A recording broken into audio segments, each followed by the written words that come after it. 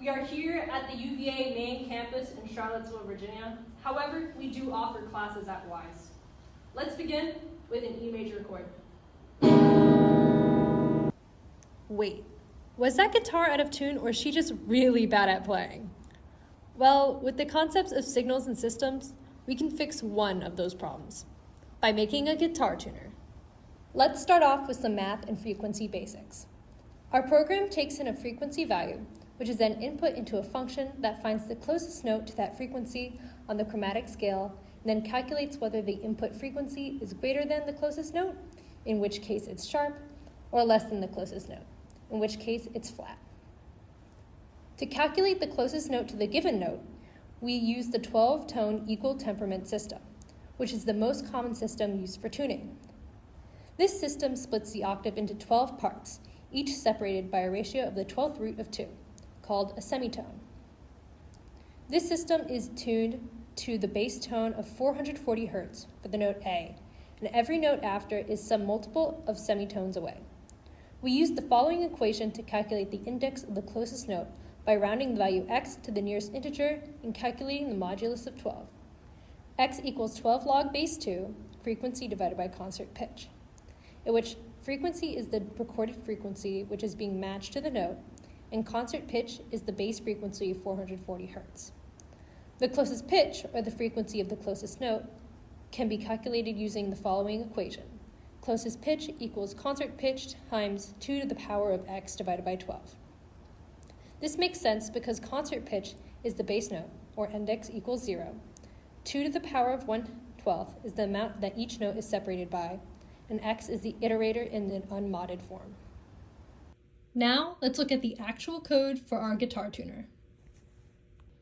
For our algorithm, we used a combination of two signal processing mechanisms, a fast Fourier transform and a harmonic product spectrum. For the first step in our algorithm, we ask the user to input a string they want tuned.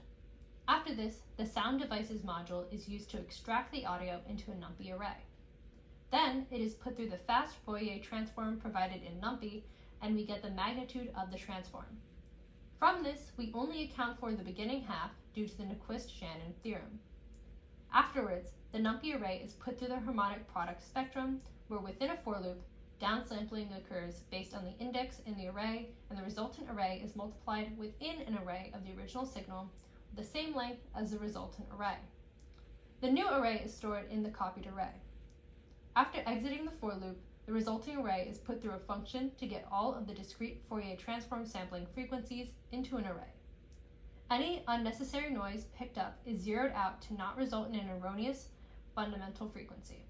The maximum index of the maximum value within the harmonic product spectrum array is used to index into the frequency array to retrieve the fundamental frequency.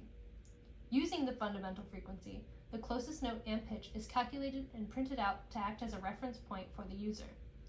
Using the pitch, the program also outputs if you need to tune up or down using the flat and sharp notation. With this, we present the Kula Guitar Tuner. Let's take a peek at what it would look like to use the code.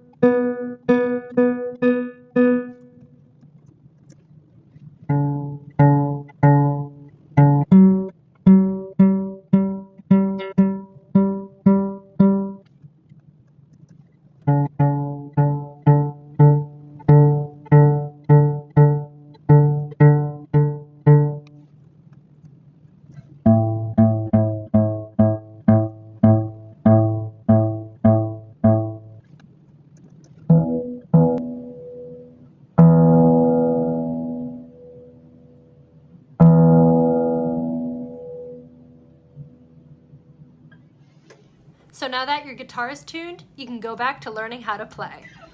Let's start off with an E major chord. Professor? I'm confused. I thought this class was offered at WISE.